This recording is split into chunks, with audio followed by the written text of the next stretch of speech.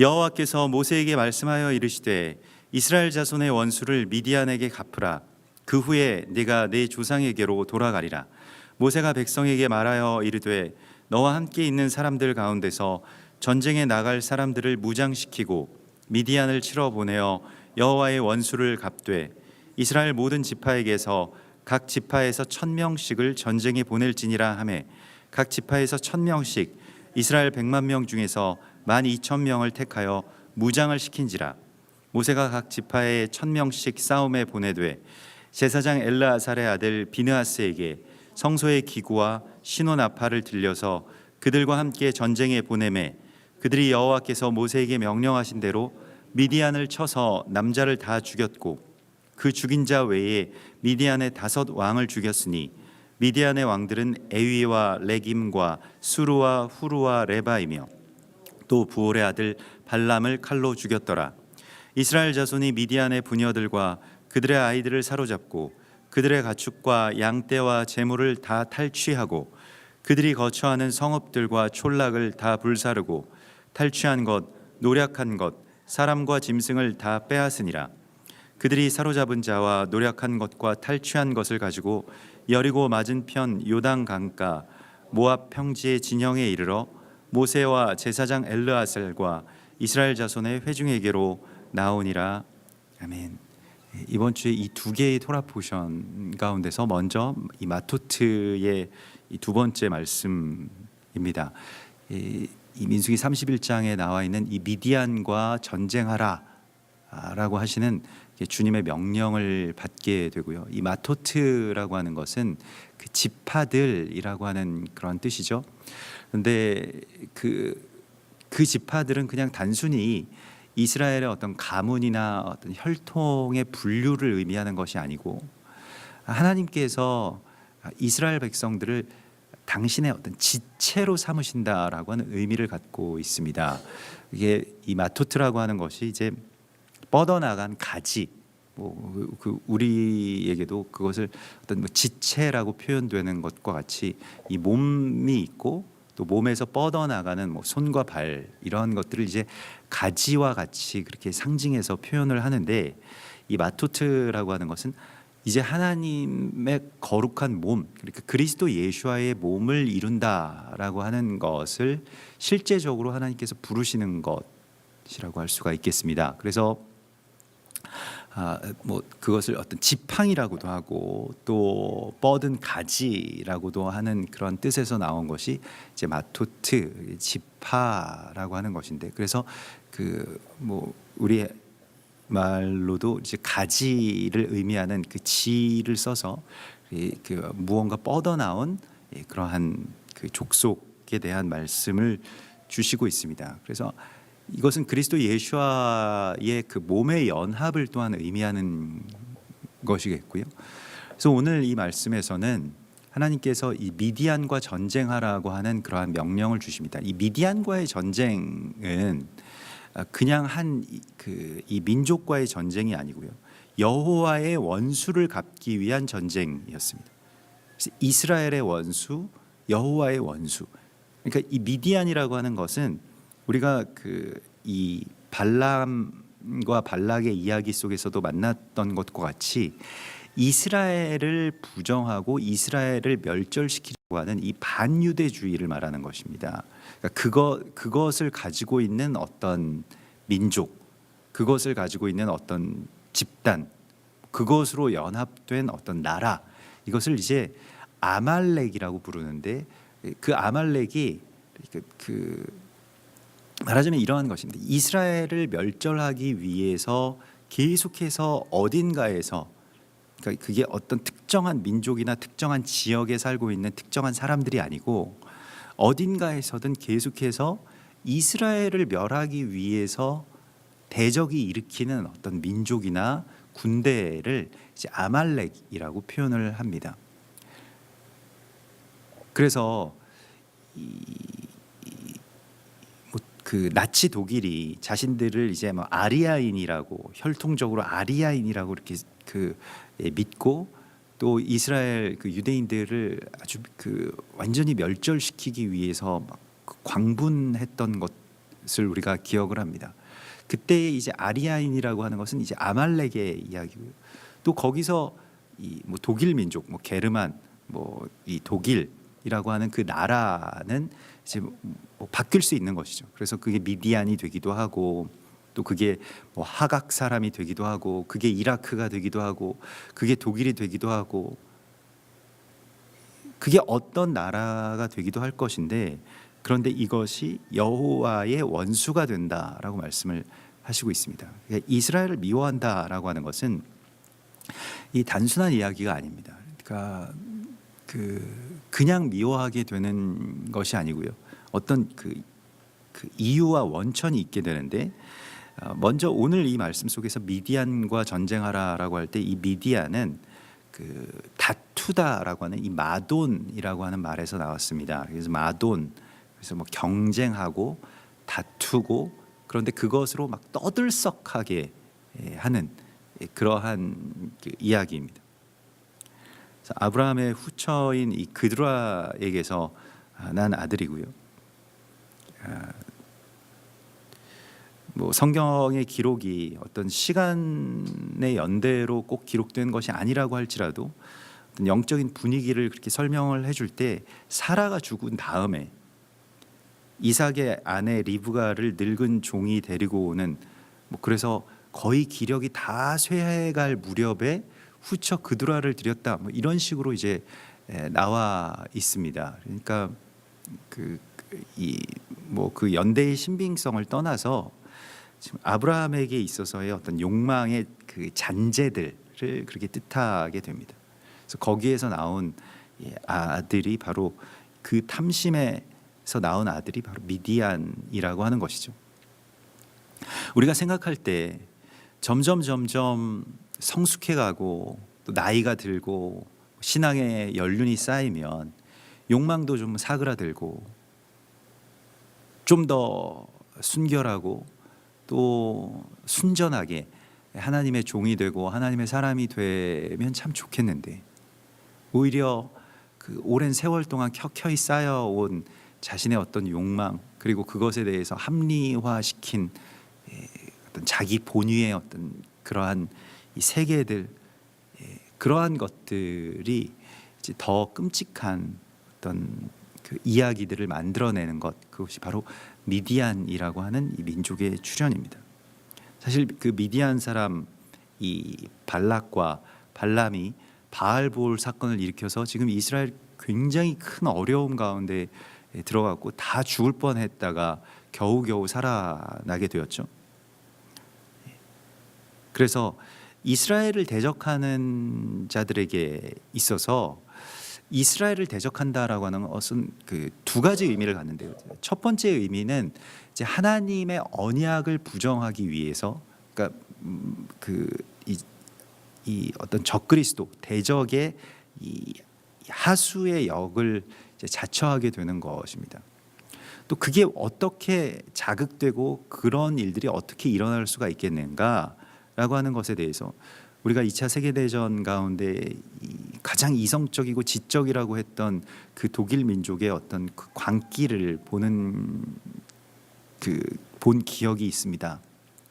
근데 그것에 있어서 그 근원은 결국에는 자기 욕망의 잔재들을 이제 처리하지 못할 때 일어나는 일들이죠. 특별히 이스라엘이 우리의 것을 탈취해 간다, 우리의 것이 빼앗긴다, 내가 갖고 있어야 할 것, 내 재산, 나의 어떤 그 권력, 이러한 것들을 이스라엘이 다 빼앗아 간다라고 하는 그 불안감 가운데서 그들을 그래서 죽여야 되겠다라고 하는 생각까지 이르게 되었다는 것입니다. 뭐 일견 이해할 수는 없습니다만은 역사적으로 계속해서 반복해 일어났던 이 반유대주의의 어떤 깊은 뿌리에는 결국 욕망의 남은 잔재들, 그게 청산되지 못하고 내 안에서 계속 쌓아져 올라온 그 욕망의 잔재들을 이렇게 만나게 됩니다.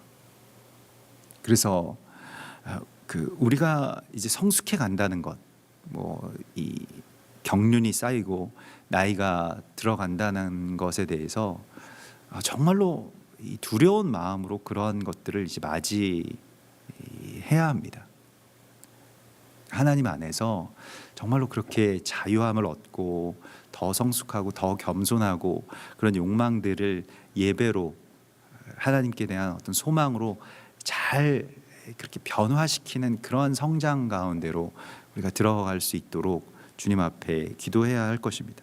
그래서 이 원수의 이야기에 대하여서 하나님께서는 이스라엘을 압제하고 이스라엘을 멸하려고 하는 이 반유대주의에 대해서 언제나 하나님의 원수로 그렇게 여기시고 있는 것을 우리 가운데 알려주십니다. 하나님의 이 나라를 유업으로 받지 못하고 또한 하나님의 약속 가운데로 들어가지 못하는 멸절시켜야 할 민족들을 말하는 것이고요. 출애굽기 17장에서는 그래서 너희가 아말렉을 천하에서 없이 하고 기억도 하지 못하게 하라. 그래서 이것을 책에 기록하고 기념하게 하고 여호수아의 귀에 외워 들리라. 아말렉을 멸절하라 라고 하는 말씀이 계속 반복돼서 나옵니다. 신명기 25장에서도요. 아말렉을 멸절하고 그 기억을 아말렉을 멸하라고 하는 그 기억을 잊지 말지어다 라고 하는 것이죠. 이 아말렉이라고 하는 것이 이제 백성을 멸한다 라고 하는 그런 뜻이고요. 이게 요한계시록에 나와 있는 니골라당의 이야기와 같은 것이죠. 하나님께서는 항상 하나님의 군대, 하나님의 지파로 일어선 자들에게 하나님의 전쟁을 맡기시는데 이것은 이스라엘을 대적하고 멸절하려고 하는 그것과 싸우라고 말씀을 하시고 있습니다.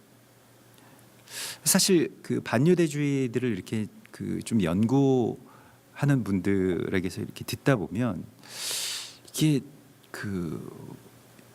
정말 이런 것들과 싸울 수 있을까? 뭐 미디어를 다 장악하고 있고요. 또 여러 신학이나 어떤 철학이나 교계나 어떤 이 지식층에 완전히 다 그 컨셉을 다 심어 놓아서 이걸 이스라엘을 사랑한다라고 하는 것은 아무 생각이 없이 그냥 성경의 어떤 일부를 맹목적으로 믿는 것으로 이렇게 오도되고 있습니다. 그리고 오해되고 있고요. 또 이단이라고까지 이렇게 정죄되는 그런 시간 속에 우리가 있죠. 이러한 상황 속에서 참 안팎으로 둘러싸인 것과 같은 그러한 이 전쟁 가운데 우리가 나설 수 있을까라고 하는 그런 생각들을 합니다만은 오늘 하나님께서는 그러한 아말렉과 그렇게 떠들썩하게 이스라엘을 대적하는 그 아말렉 미디안과 싸우라고 말씀을 하시고 있습니다. 이것이 우리가 주님의 군대로 일어서는 길이라고 말씀을 하시고요. 근데 이 전쟁은 우리의 어떤 감정을 풀기 위해서나 아니면 우리의 욕망을 채우기 위해서 하는 그런 이 세상의 전쟁과는 완전히 다른 전쟁입니다. 하나님의 군사로 일어서서 전쟁하는 것이죠. 그래서 이 전쟁은 자신들을 채우기 위한 전쟁이 아니었습니다. 그래서 마치 이 솔로몬이 1천 번제를 드리는 것과 같이 각 지파에서 1,000명씩의 아들을 보내라고 말씀을 하시고 있죠.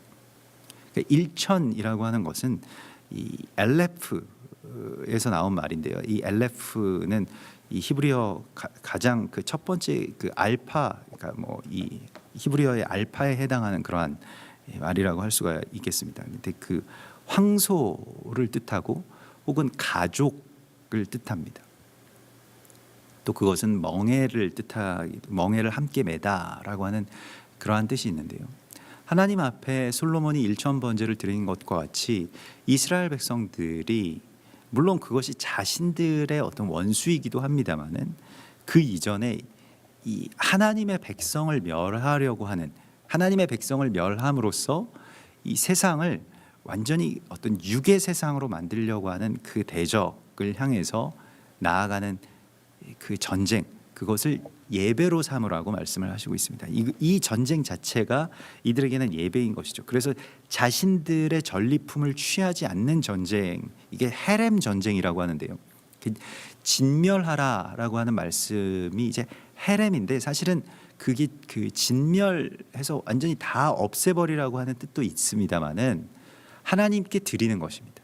그러니까 이 전쟁에서 승리해서 얻은 모든 탈취물들은 다 하나님께로 드리는 것을 말하죠.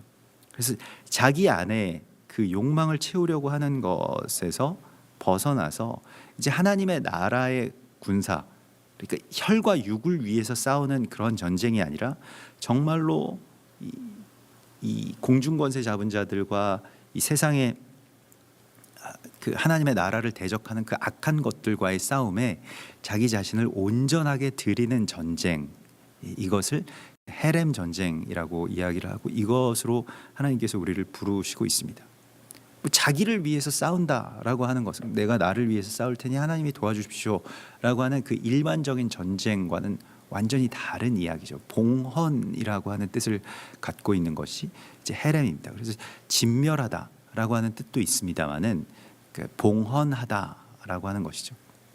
우리가 하나님 앞에 나 자신과 나의 삶과 나의 소유를 봉헌해서 드린다라고 하는 것은 이 욕망과 깊은 어떤 싸움들이 필요합니다. 욕망의 잔재들이 남아 있으면 그만큼을 내가 남기고 싶겠죠. 그래서 항상 이 아말렉과 미디안과의 어떤 그런 전쟁들 가운데서는 이 갈등이 굉장히 심합니다.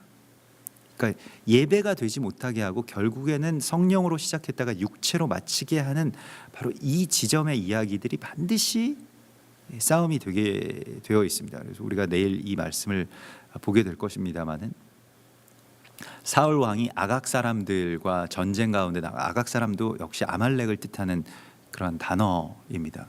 그래서 아말렉과의 전쟁 가운데서 큰 승리를 거두었습니다만은 소와 양과 나귀 그 가축들을 그냥 전리품으로 챙겨가지고 돌아오죠. 그것을 그 제단에서 그 전쟁터의 제단에서 다 불살라야 됐었는데 그걸 가지고 돌아옵니다. 그러면서 하는 어떤 자기 합리화가 무엇이냐면 하나님께 드릴 제물들을 가지고 왔다. 이 중에서 하나님께 드릴 것이다. 그때에 이 사울 왕이 왕위에서 물러나는 이 이유가 되죠. 하나님께서 그를 왕으로 세우신 것을 후회하신다라고 말씀을 하시고요. 순종이 제사보다 낫다라고 하는 그 사무엘 선지자의 이 선포가 바로 이 아말렉과의 전쟁 가운데서 남겨놓은 잔재들 때문이었다라고 하는 것을 우리가 알아야 합니다. 오늘 이스라엘 백성들은 그들의 그 지파들의 이 1000명씩을 보내서요. 이 1000명이라고 하는 것은 또한 대표성을 갖는 것이죠. 우리가 그 11조 또 1000명 이러한 것들은 그 가운데서 이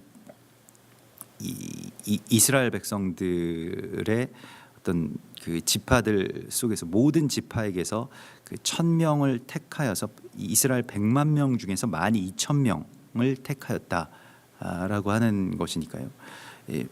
그 가운데서 대표성을 가진 그러한 주의 군사들을 일으켰다라고 하는 것이고요. 거기에서 미디안의 5 왕을 죽였는데 이 5 왕은 다 미디안 그 대적의 정체성을 갖고 있습니다. 그래서 에위와 레겜과 수루와 후루와 레바 그리고 발람을 죽였다라고 하는 것인데요. 에위라고 하는 것은 이제 무언가를 아주 원하다. 그러니까 이게 그 욕망을 뜻하는 것입니다. 그 에위이고요.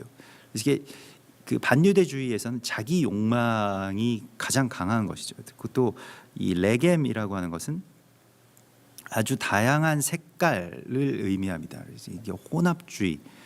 사실 카톨릭이 모든 것들을 다 혼합하고 또 보편화시키는 데에 애를 쓰고 있습니다만은 그러나 한 가지만을 대적하죠. 이게 이스라엘 반유대주의가 아주 뿌리 깊게 박혀 있는 곳이 또한 카톨릭입니다. 레겜이라고 하는 것은 다양한 색깔을 갖는다라고 하는 그런 뜻이고요.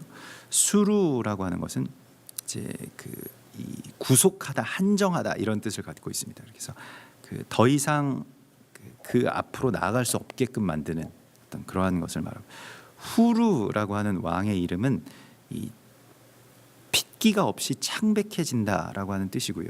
그게 이 그리스도 예수와의 보혈 또한 성령의 생기가 사라진 그러니까 이 산송장 같이 된다라고 하는 그런 의미가 되겠습니다. 살아 있지만 그러나 죽은 자와 같이 된다는 것이죠. 그러니까 레바라고 하는 것은 사지를 쭉 뻗는다. 사실 그 사망과 죽음을 뜻하는 것이고요. 발람은 우리가 나누었던 것과 같이 이제 백성을 부정한다라고 하는 이 니골라의 이름과 같은 이름이죠. 그래서 이들을 칼로 죽였더라. 이것이 이제 여호수아 13장에도 같은 기사가 기록되어 있고요.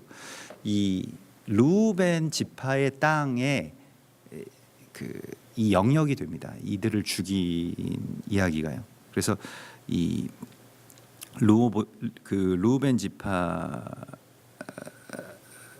그들의 가족을 따라서 기업을 주었으니 이스라엘 자손이 그들을 살육하는 중에 부올의 아들 점순가 발람도 칼날로 죽였더라라고 하는 말씀과 함께 이 미디안 5 왕들을 죽이는 이야기가 나오게 됩니다. 하나님께서 오늘 우리에게 싸우라고 하시는 것, 또 혈과 육에 관한 전쟁이 아닌 하나님 나라의 전쟁 가운데 우리가 나오라고 말씀을 하시고요. 반유대주의라고 하는 것은 그 우려할 만한 일뿐만이 아니라 우리가 싸워야 될 대상이라고 말씀을 하십니다.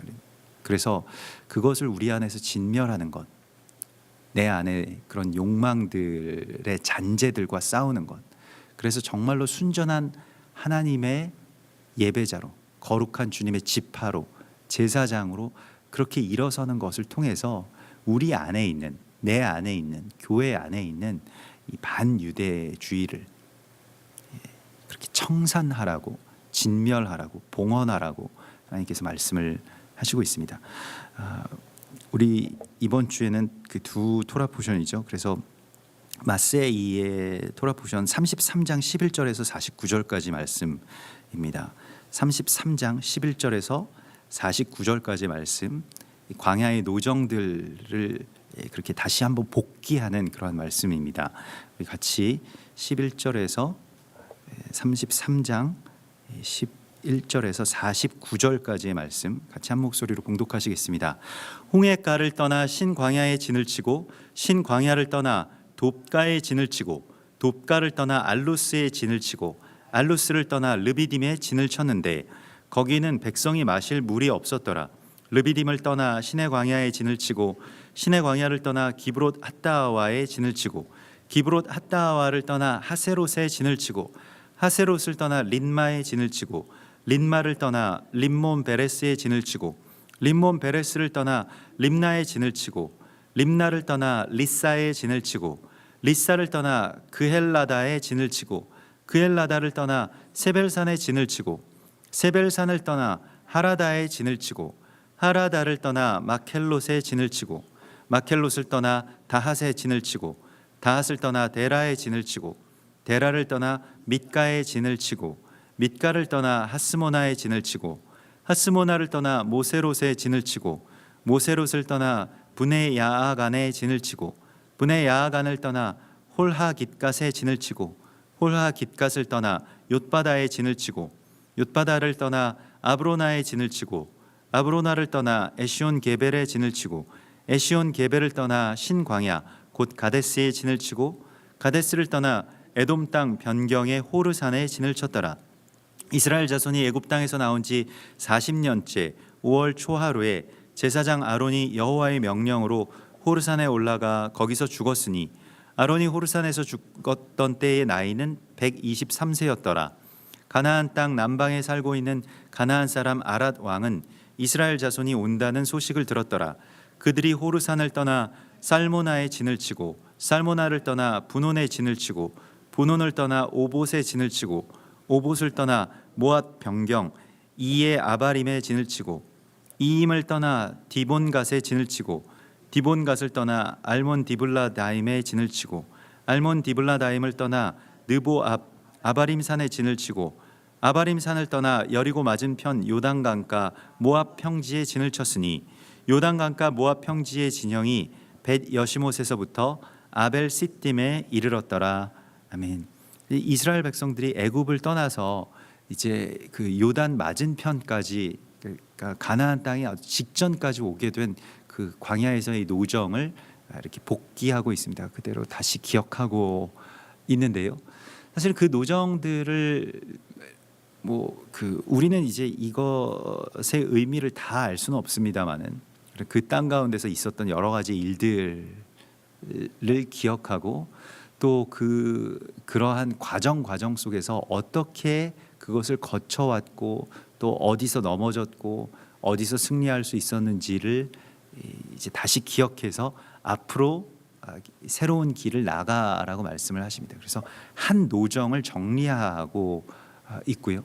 이 노정들을 살펴보면 오랜 시간 동안, 그러니까 그 출애굽해서 그 오랜 시간 동안 그 몇 번의 이동은 있습니다만 아주 많은 어떤 변화는 없습니다. 아주 조금씩 그렇게 이동을 시키고 그러나 이 마지막 한 3년, 2, 3년 동안은 굉장히 많은 변화가 있고 그 끝에 마지막 1년에는 정말로 많은 어떤 그 변화가 있습니다. 그것을 어떤 진보라고도 할 수가 있겠는데요. 하나님의 시간들이나 하나님의 노정들이 흘러가는 어떤 그러한 그 패턴을 볼 수가 있습니다.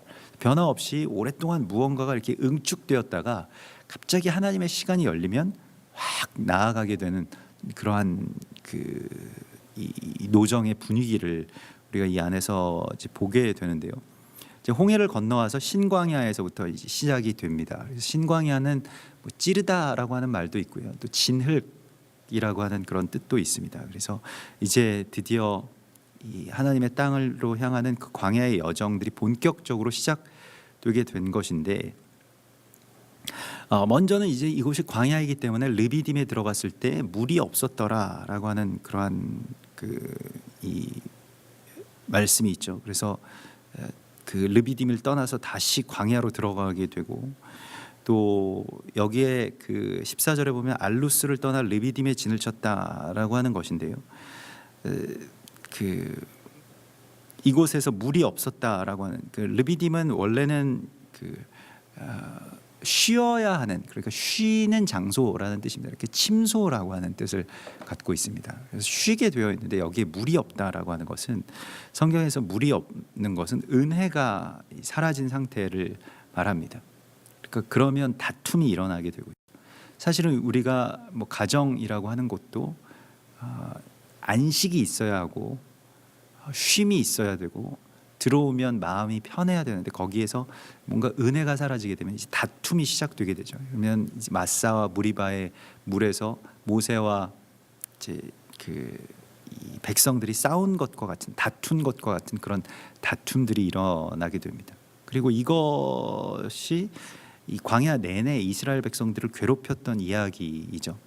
그래서 이 광야에서의 삶과 또 우리의 인생의 여정에 있어서 가장 중요한 물은 하나님께서 우리 가운데 주시는 은혜입니다. 이 은혜의 물줄기를 찾아야 되는 사명이 또한 하나님의 택하신 자들에게 있는 것이고요. 그것이 그들의 제사장인 아론과 또 그들의 지도자인 모세가 해야 될 일이었죠. 이것은 전적으로 하나님께 묻고 또 하나님께서 말씀하신 것에 대해서 온전하게 순복해서 드리는 것을 통해서 이 은혜의 물줄기가 회복되는 것을 보게 됩니다. 그래서 하나님은 오늘도 계속해서 이 이스라엘 백성들 가운데서의 1000명 또 이 이스라엘 백성들 가운데서의 어떤 대표적인 그러한 사람들을 그렇게 바라보시고 그들을 통해서 이제 그 은혜의 통로를 통해서 모든 백성들에게 은혜를 베푸시고 많은 사람들에게 은혜를 베푸시는 그러한 어떤 대표자를 세우시는 하나님을 우리가 만나게 됩니다. 그래서 이러한 어떤 그 진영들을 계속해서 치면서 나아가게 되는데 또 시내 광야를 떠나서 기브롯 핫다와 여기 이 메추라기 사건이 있었던 곳이죠. 그래서 탐욕의 무덤이라고 하는 것이고요. 그러니까 이러한 이 지명들을 들을 때 이스라엘 백성들은 그곳에 무엇이 있었지 또 어떤 일들이 있었지라고 하는 어떤 그러한 그 기억들을 이제 하게 됩니다. 그래서 우리가 그곳에 탐욕을 묻어놓고 왔고 또 애굽의 이 벽돌 굽는 가마에서 고기를 굽던 그 날을 그리워해서 그 욕망들을 사모하고 우리는 왜 그것이 없을까?